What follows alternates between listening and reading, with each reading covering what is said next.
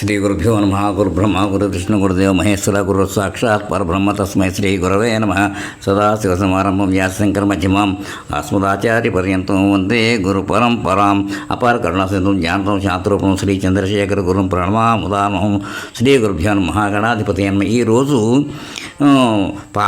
బాగా పాత తెలుగు సినిమా పాటలో ఒకటి వాయిద్దాం అనుకుంటున్నాను. అదేంటంటే జయసింహ సినిమాలో వచ్చిన మాట ఈనాటి హాయి అనే పాట. చాలా మంచి మధురంగా మా చిన్నతనంలో అంతా బాగా వినేవాళ్ళం అందరూ కూడాను. ఈ పాట చాలా బాగుంటుంది.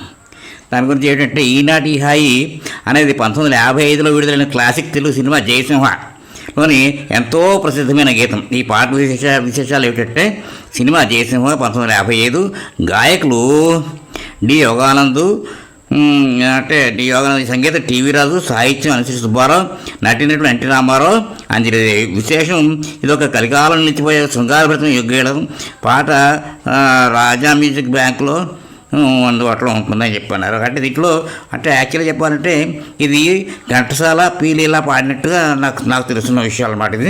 ఇది డ్యూయట్ సాంగ్ కాబట్టి అనమాట. ఇది యోగానందని ఏదో పెట్టారు కానీ వీళ్ళు నాకు కొంచెం దీంట్లో డౌట్ ఉంది నాకు.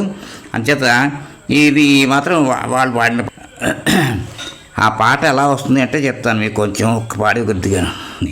ఈనాటి హాయి కల కాదోయి నిజమోయి, ఈనాటి హాయి కల కాదోయి నిజమోయి, ఈనాటి హాయి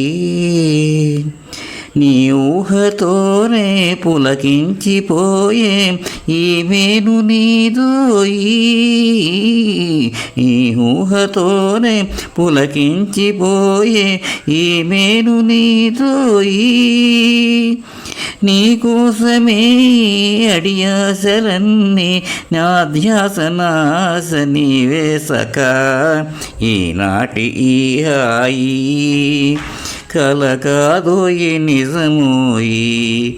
తర్వాత ఇంకో చరణం. ఏ నోము ఫలము ఏ నోటి వరము ఈ ప్రేమ జవరాలవలారా,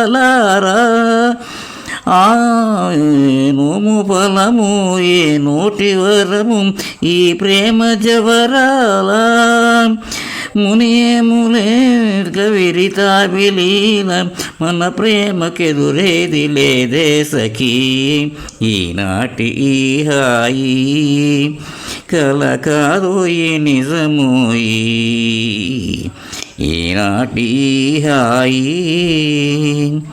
ఊగేములే తుల తూగేములే ఇక తొలి ప్రేమ భోగాల,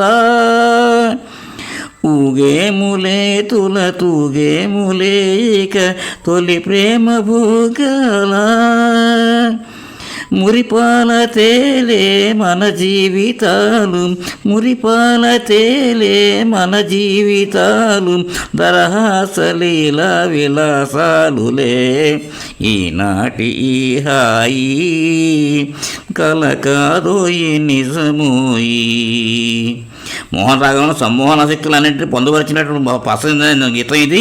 ఇది స్వరకర్త సృష్టించిన మాధుర్యం అందజేయడం ఘంటసాల లీల సరైన సంధానకర్తలుగా వినపడతారు. ఇక ఎన్టీఆర్, అంజలిదేవి అభినయించిన ఈ నాటి హాయి పాట విషయానికి వస్తే ఒక తమాషా సంఘటన చెప్పాలి.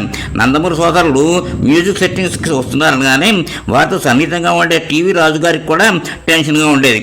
ఆయన బృందంతో సహా 1968లో పాలమసు చిత్రం ద్వారా పరిచయమైన తర్వాత సంగీత దర్శకుడు ఎంతో సంపాదించుకున్న సత్యం అప్పట్లో ఆ బృందంలో ఉండేవారు. డోలకు వాయించేవారు కనుక డోలకు సత్యం అని వారు ఆయన్ని.